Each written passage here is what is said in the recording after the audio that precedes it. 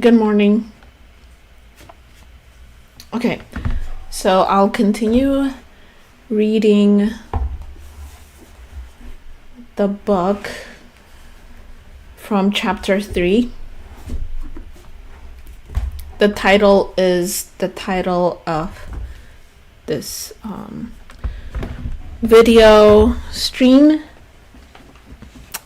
and this is what this is like a traditional painting in Ethiopia, and it's titled The Battle of Adwa, African Victory in the Age of Empire by Raymond Jonas. Okay.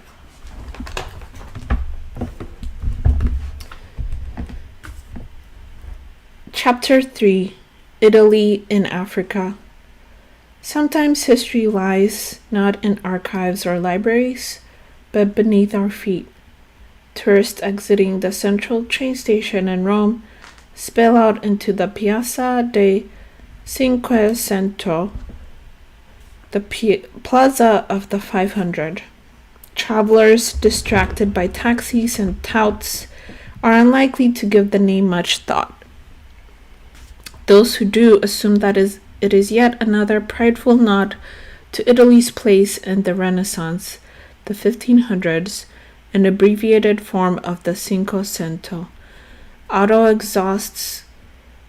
enthusiasts could be forgiven if they guessed that it referred to the Fiat Cinquecento, an economy car signaled the post-war automotive renaissance of Fiat.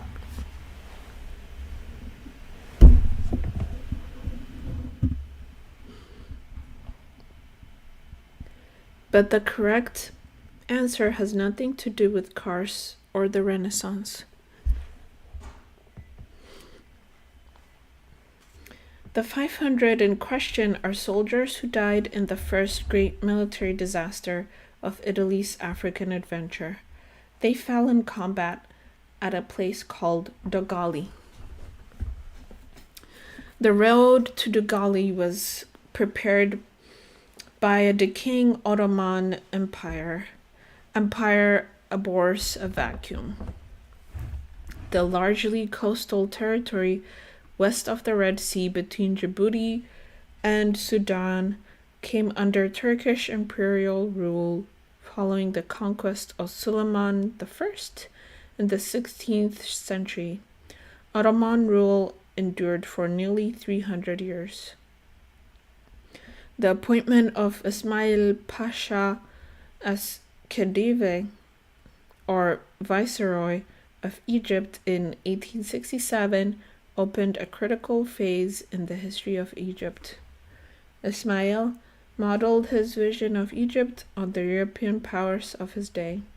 He rebuilt Cairo on the model of Paris under Louis Napoleon. He endowed it with a great opera house and commissioned Giuseppe Verdi to create a new opera, Aida, to debut there. Meanwhile, the opening of the Suez Canal in 1869 had dramatically changed the significance of the Red Sea coast. It also inspired Ismail to undertake a program of imperial expansion at the expense of Egypt's African neighbors to the south, Sudan and Ethiopia. The Nile originates in Ethiopia and flows through Sudan before reaching Egypt. Ismail's moves would consolidate Egypt's control of the Nile and the Great Red Sea waterway that now, thanks to Suez, linked Europe with Asia. Egypt would become the dominant regional power. Egypt moved into Sudan, establishing a presence at Darfur in 1874. In Ethiopia, Egypt occupied the trade hub of Harar in 1875 before being stopped by Ethiopian forces at Gura in 1876 and Sahati in 1883. The Khedive's vision of a European-style Egypt, complete with colonies a modern capital, and a grand opera house exceeded his resources. By 1878, European creditors, anxious for their investments, forced the Khedive to appoint Europeans to key positions in his government. Ismail Pasha's authority faded. The rapid decline of Egypt in the 1870s and 1880s created an opening not only along the Red Sea coast but also in the interior, especially in Sudan, where it coincided with the rise of a millenarian Islamist movement known as Mahdism. Muhammad Ahmad, hailed as the Mahdi, the promised one who would wage war against the enemies of Islam, had successfully mobilized Muslim resentment of Western rule. In this case, Western rule was represented by British administrators in Egyptian Sudan. The Mahdi's preaching, along with his demonstrable piety and zeal, served to rally numerous believers who, in 1881, followed the Mahdi's lead and moved against Anglo-Egyptian garrisons and positions. The British colonel William Hicks was given command of an Egyptian force and sent against the Mahdists. Hicks and his men were destroyed in November 1883, as was a force sent to rescue Khartoum under General Charles Gordon. With a rapidity that suggested divine favor, the Mahdi and his followers found themselves in control of Western Sudan. Britain needed friends. In 1883, Britain sent Admiral Sir William Hewitt to Ethiopia. Hewitt's mission was to recruit Ethiopia, situated on the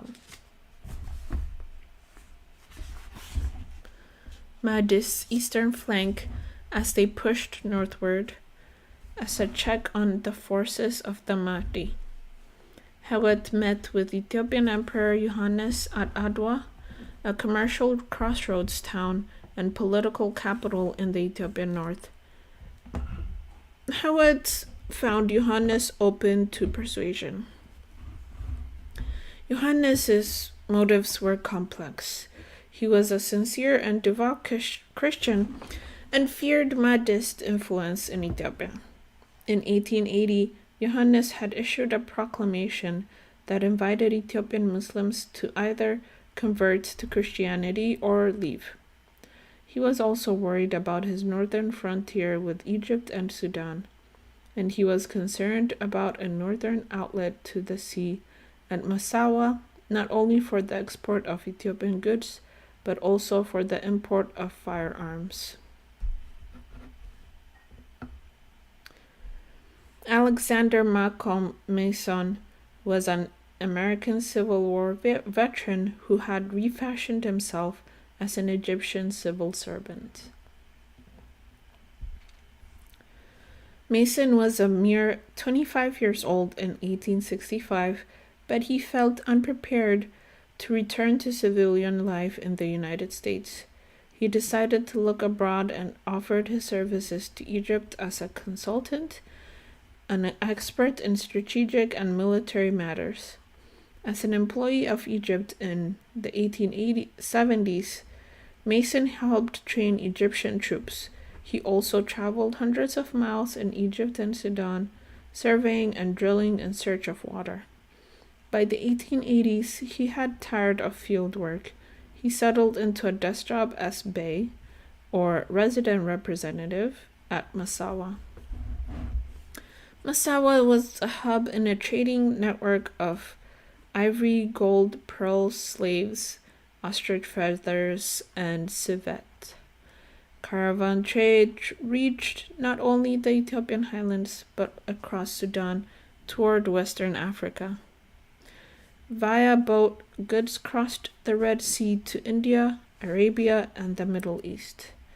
Massawa was critically important to Ethiopian trade and, in fact, was claimed by Ethiopia. At one point, Johannes tried bluff and bluster to make good on his claim to Massawa. "I must send down my troops." But Mason responded with mockery. Massawa was a trade hub that belonged to Ethiopia no more than it belonged to any of the countries whose markets it served.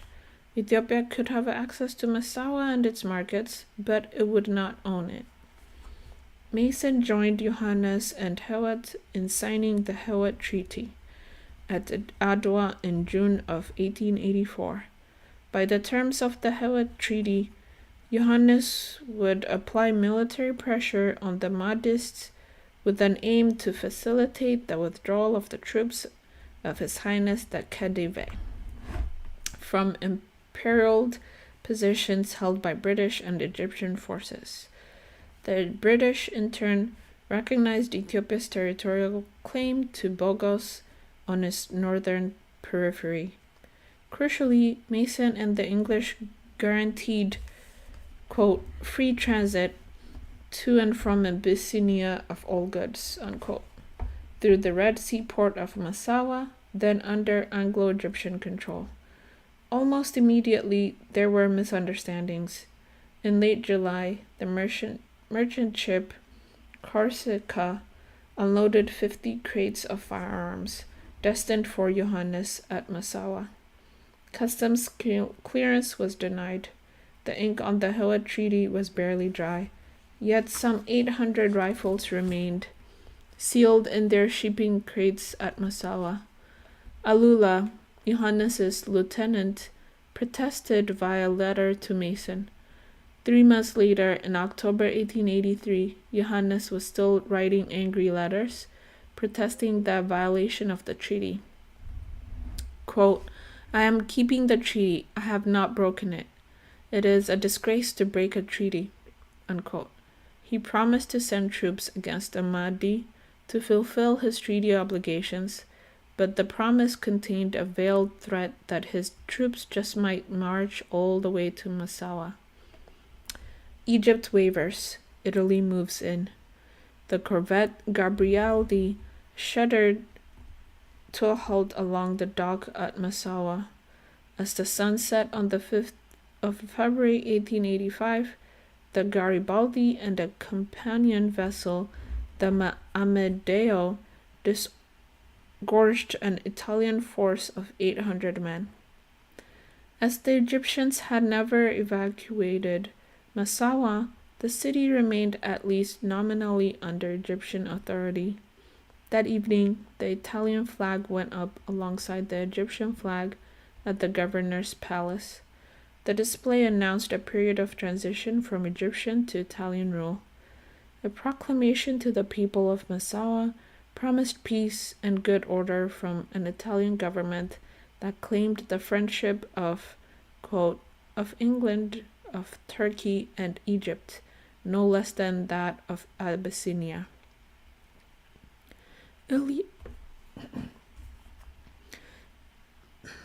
Italy was inspired by Napier's mission against Tedros in the 1860s, but also by King Leopold of Belgium, who since the late 1870s had been establishing a personal colonial empire in the Congo. For King Umberto of Italy, the example of Leopold was apt, for it showed that even small nations can accomplish great things.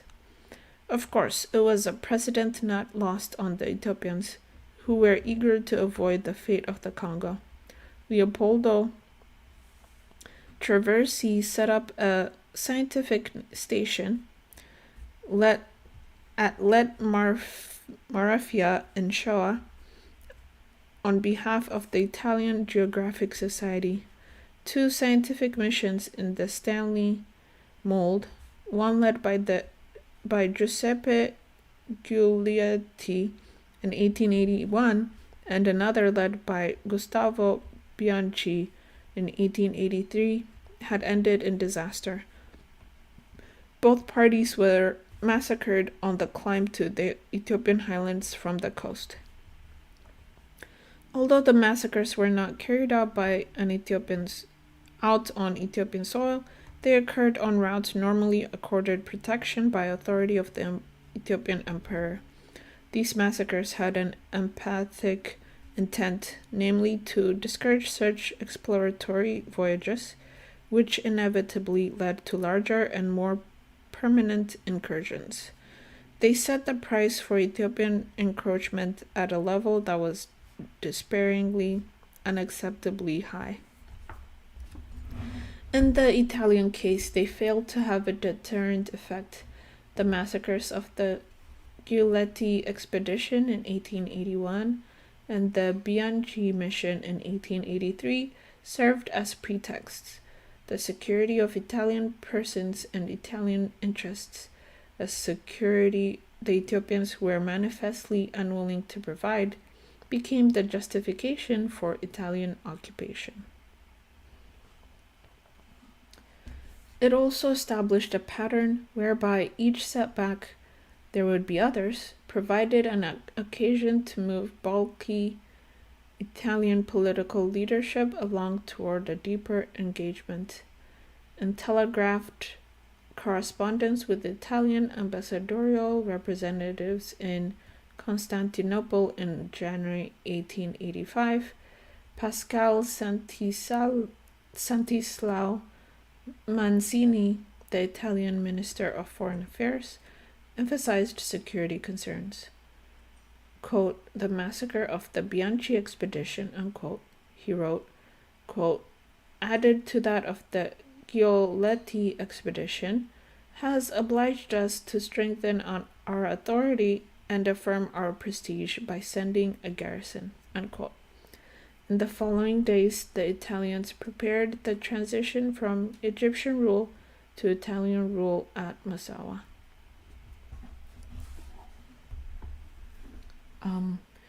Please watch back the replay, person who's viewing. I'm gonna rest my throat and drink some water, and I'll be back.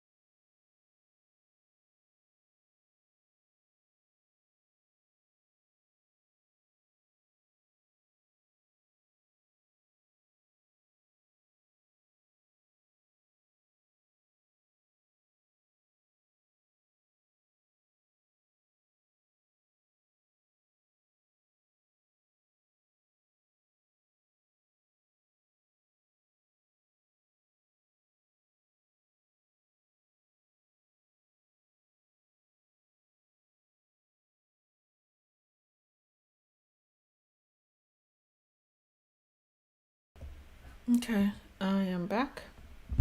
I'll continue reading.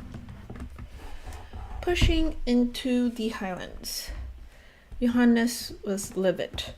The Hewett Treaty, negotiated only months earlier, allowed free transit of goods, including arms, through Massawa.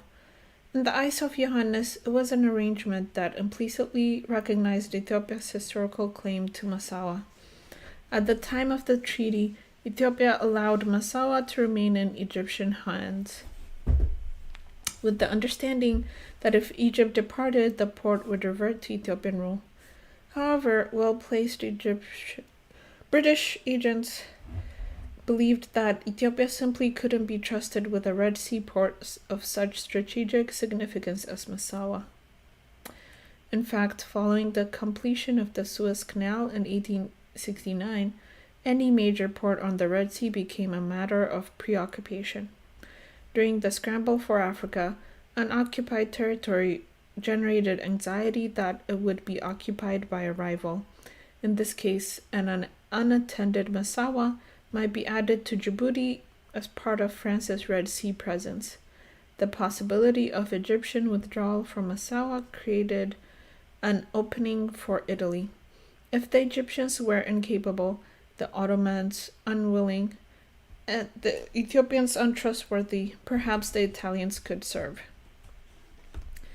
While the Italians were not exactly British proxies, they were happily tolerated as placekeepers. If the Italians occupied Massawa, the French could not. Augustus Wilde, who had represented Britain in the Red Sea region, called British conduct toward Ethiopia and Johannes a vile, quote, bit of treachery. England, he confessed, made use of Johannes as long as he was of any service, and then threw him over to the tender mercies of Italy. Johannes was displeased when Italy occupied Massawa, but he was a realist. He was not ready to move against Massawa, let alone occupy it. In discussions with an Italian representative, Johannes stipulated that he would tolerate the Italian occupation of Massawa, provided that the Italian presence went no further. It was an idle promise. Italy's presence in 1885 was barely a toehold. The Italians controlled less than 4 square miles, a fifth of the area of Manhattan. In late 1886 and early 1887, the Italians pushed toward Ethiopian highlands, creating a fortified position at Sahati.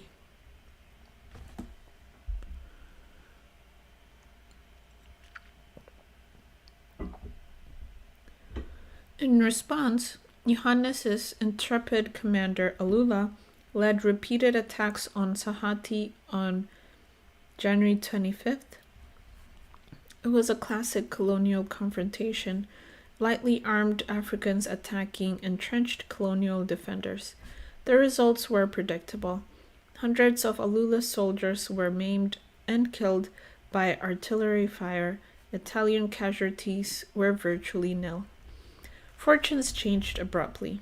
The following morning, Colonel Tommaso de Cristoforis led a column of 540 Italians and 50 native soldiers to reinforce Sahati.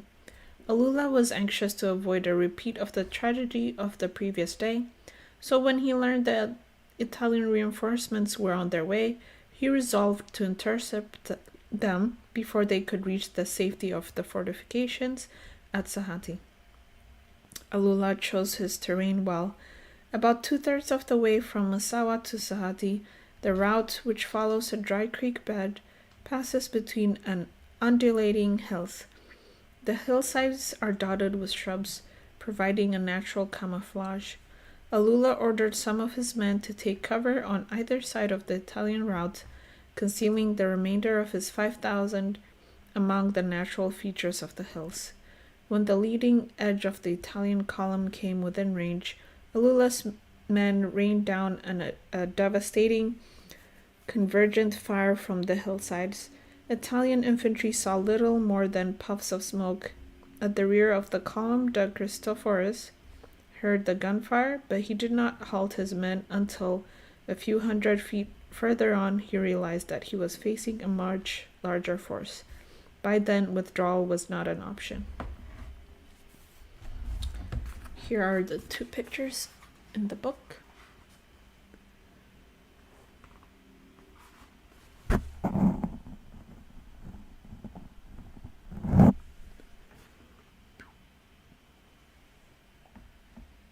Here are the Alula soldiers dressed in, they have like shields, and there's, like on their head is like lion's mane. And here is the battle that is described.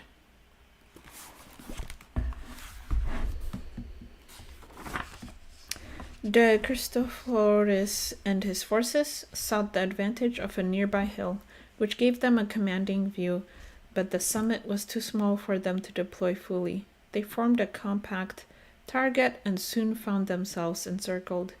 With the Italians outnumbered 10-1, the outcome was never in doubt. According to Alula's chronicler, for Alula and his men, the eager rush of combat was like a bridegroom going to the wedding, unquote. As the Italians fell wounded, Alula's forces closed with rifle, sword, and spear, but all but 80 of the Italians died. Alula's soldiers begged him to follow up his success at Dogali with a march on Massawa. Alula hesitated, then decided to withdraw. In Italy, shock was followed by speeches, prayer vigils, and memorial masses. There was a myth building too, centered around an unconfirmed report that the final victims at Dogali had abruptly stopped fighting and stood at attention, presenting arms in final salute to the fallen, whom they soon joined.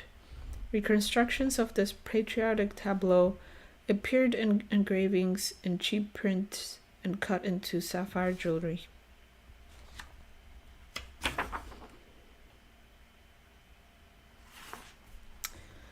Improbably, Dogali was compared to Thermopylae, where King Leopold Leonidas and 300 Spartans died in combat against an invading Persian force. Colonel de Christophorus, the Italian commanding officer, was the new Leonidas. It seemed not to have occurred to anyone that Alula and his men were the defenders, and that the 500 Italians more closely fit the Persian role of invaders. In Rome, there were calls for a monument in the Italian capital to honor 500 dead, the Cinco Cento. The piazza in front of the train station was chosen for the memorial site and renamed in their honor. The architect of the Dogali monument rescued an Egyptian obelisk unearthed near the station, and it made it the focus of this monument. The obelisk was an inspired choice. It had been hauled back in triumph to the imperial Rome of antiquity. On the Dogali monument, it suggested continuity between Old Rome and the New Rome being born. The obelisk sat on a plinth on which the names of the 500 were inscribed. The dedication of the monument at the Piazza de Cinco Cento took place on 5th of June. It became the site of annual ceremonies of remembrance, which also served to stoke the fires of imperial ambition. Italy sought to use the massacre at Dogali as a means to press expansionist claims. If nothing else, the 500 dead could be traded for territorial compensation. Johannes was in no mood to be generous. Dogali had hurt his standing among Europeans, who saw it as ungentlemanly, an African little bighorn. Johannes had virtually no leverage on European public opinion, and now he was being cast in the role of savage and ruthless predator. He protested by letter to Queen Victoria that the Gali never would have happened if the Hewett Treaty had been respected. Quote, "A man came from the Italians as a friend," unquote, he wrote, writing, quote, "writing affectionate letters and bearing some presents to spy out my own country. But when he came where the Egyptians had been, he said, 'We shall occupy this.' Then I said, 'What have you to do with my own country?'" Johannes had done what any patriot would have done. Johannes backed Alula, who after the Gali was subject to sharp criticism. Although Alula had more soldiers than the Italians, Alula had ambushed them, surrounded them, massacred them. Johannes refused to make an example of Alula. As Johannes explained to Victoria, Alula had done no wrong. Quote, "They came by force and made in 2 places forts. Ras Alula was down to inquire, 'What business have you to do with other people's country?'" Unquote. It could hardly be stated more clearly. The Gali was a legitimate response to a blatant act of trespass. It was an act of defense. Still, Italy pressed for compensation. Sir John Saville, writing to London from Rome, offered a brutally honest appraisal of the Italian position. If negotiations for compensation broke down, Italy threatened to send an army of more than 20,000 in pursuit of Alula, but Saville wondered to what end. "Ras Alula," Saville noted, quote, "is not likely to wait quietly the lesson the Italians wish to give him. They may be compelled to follow him into the interior, where it will be easy to prepare against them surprises like that of the Gali." Unquote. And even if they managed to punish Alula, what would Italy have accomplished? Saville noted that Italy was also using the promise of trade with Ethiopia to cover a policy of expansion.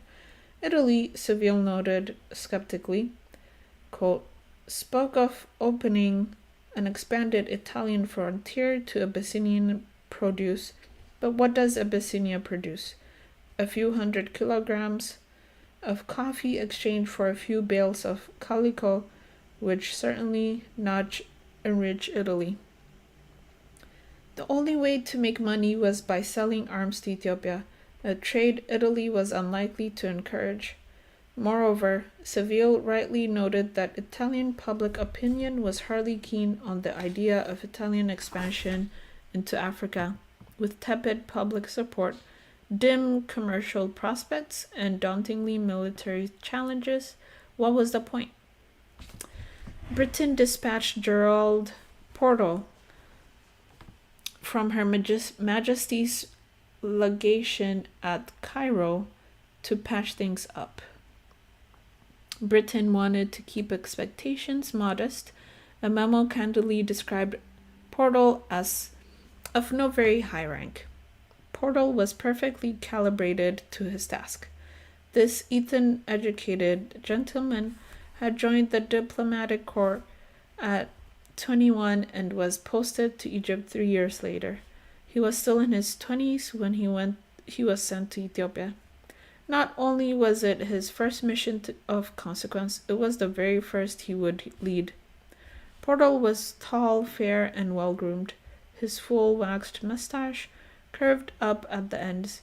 He wore his hair parted in the middle so that it repeated the line of his mustache, dipping slightly as it crossed his brow on either side.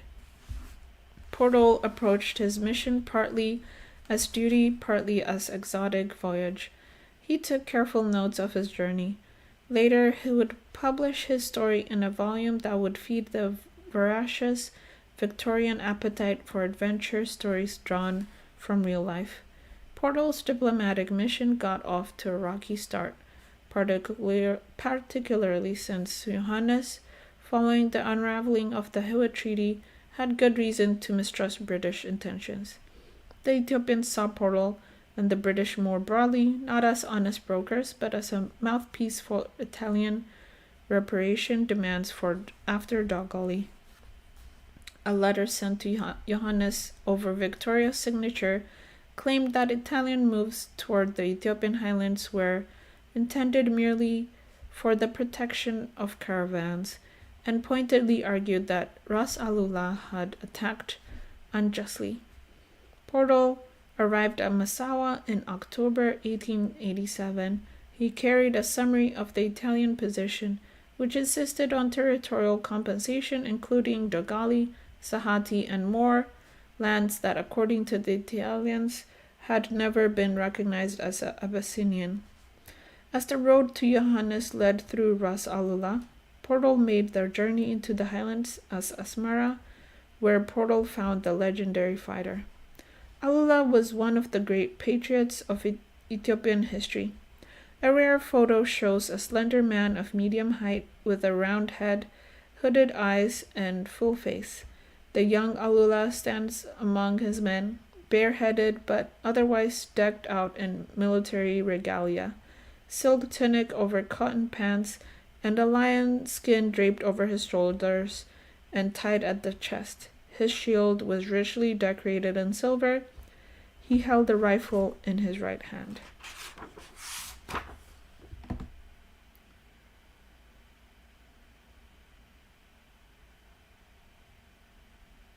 So it's the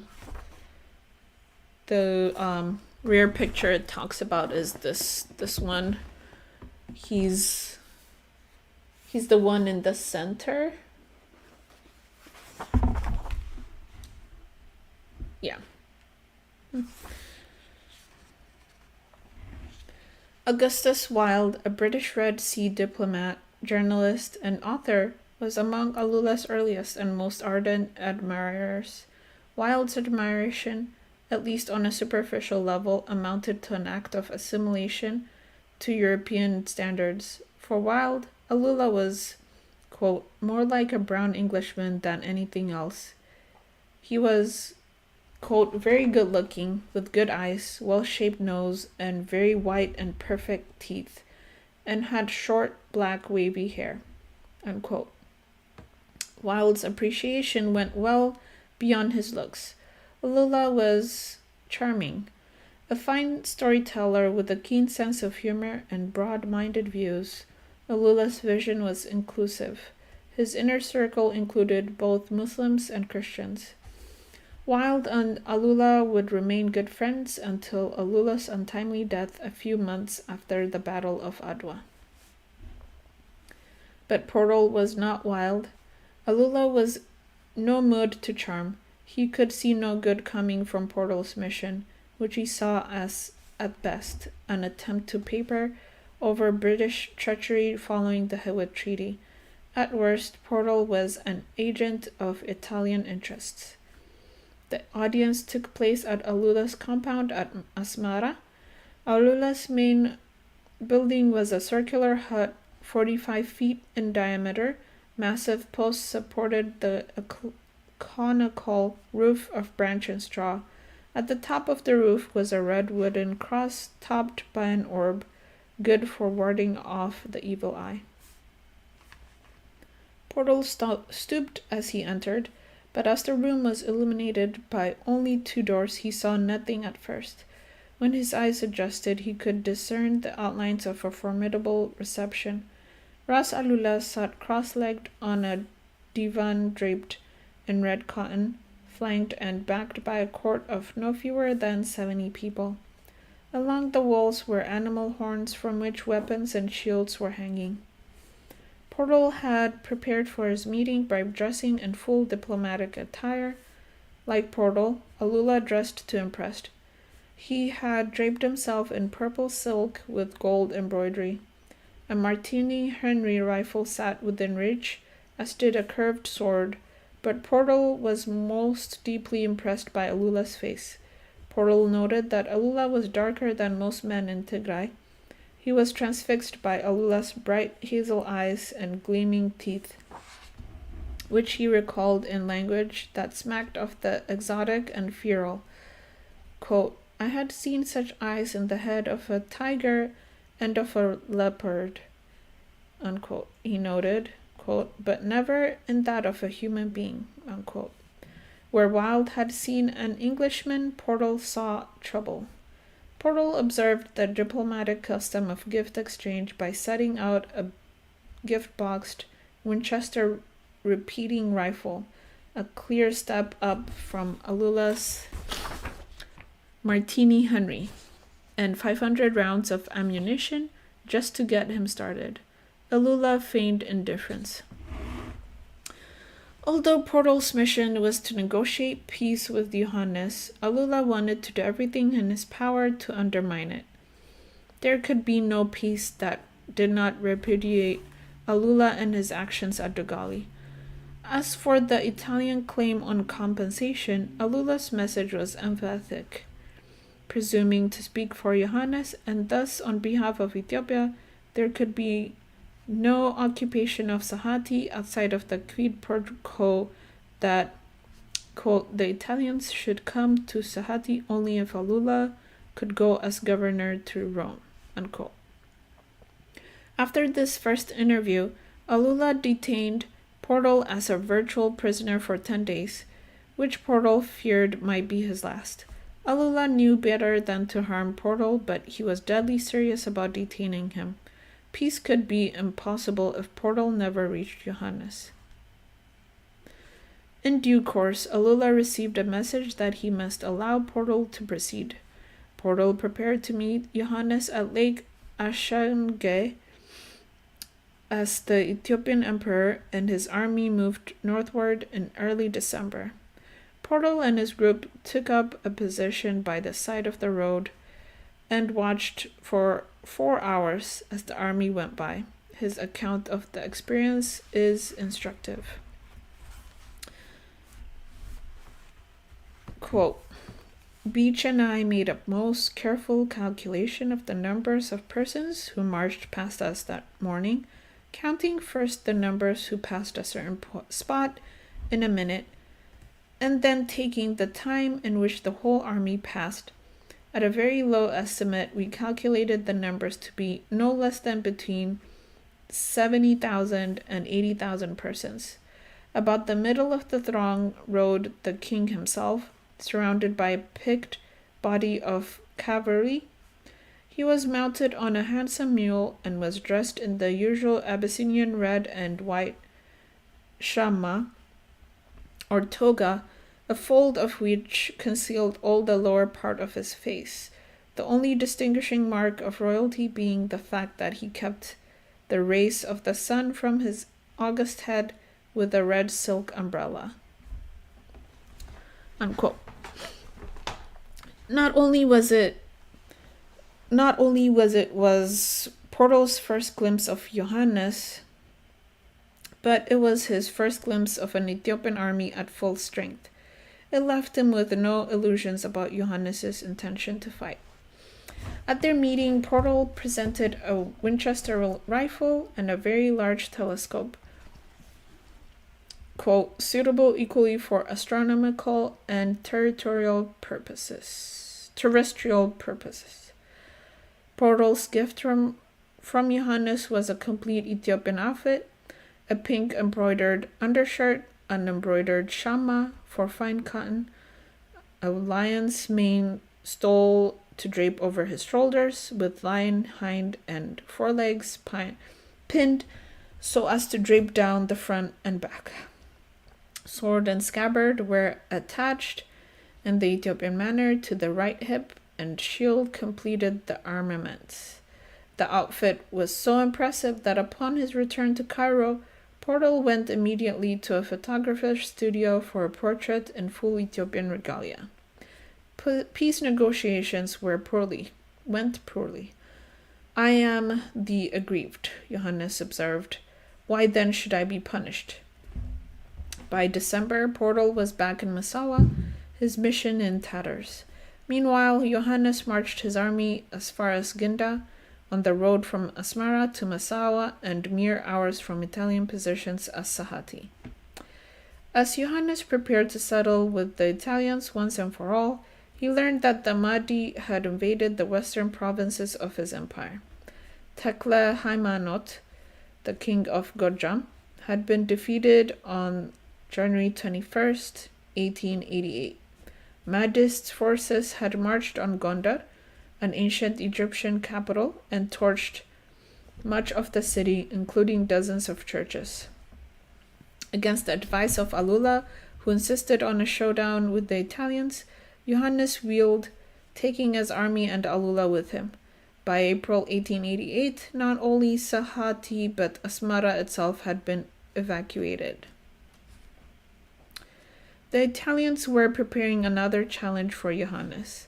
At about the time that Ras Alula was entering Gerald Portal in Asmara, Italian agents were in the south at Addis Ababa, wooing Menelik with the promises of firearms and a tacit alliance against Johannes in exchange for land in the north and a special relationship with Italy.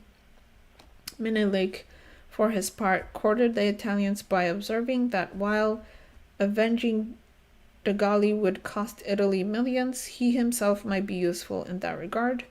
A gift of rifles and cartridges could easily do that job. For different but complementary reasons, Menelik and the Italians were hoping that Johannes would stumble and fall. They would soon get their wish. Menelik, as king of Shoa, offered Johannes only a provisional loyalty. He aimed to replace Johannes as emperor of Ethiopia at the first opportunity, at the death of Johannes if need be, sooner if possible. Johannes harbored no illusions about Menelik. In the 1870s, he had to move militarily against Menelik to impose his authority.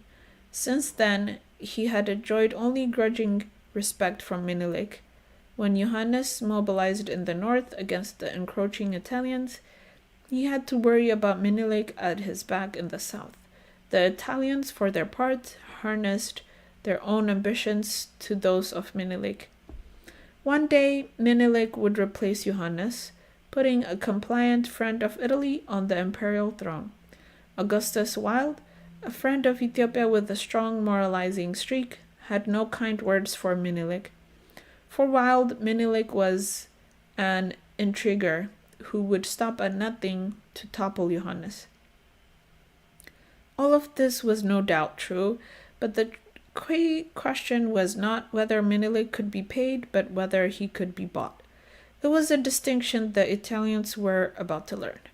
With the vengeful Italians in the north and a slippery Menelik to the south, Johannes opted first to go west and take on the Mahdi. Augustus Wilde long afterwards suspected Menelik of colluding with the Mahdists, pushing them to attack Ethiopia and Johannes, a charge tantamount to treason. At first, the fighting went well for Johannes and his army, but then a Mahdist rifle wounded Johannes in the abdomen.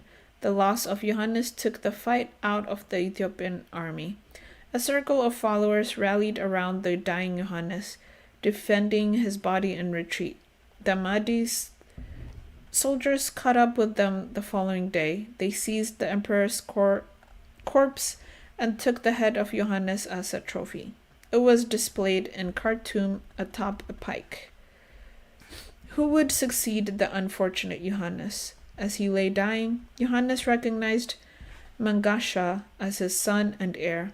His dying gesture gave Mangasha a claim on the imperial crown. Now he would have to earn it. End of chapter 3. Chapter 4 I will read at a later time or date. Thank you for watching.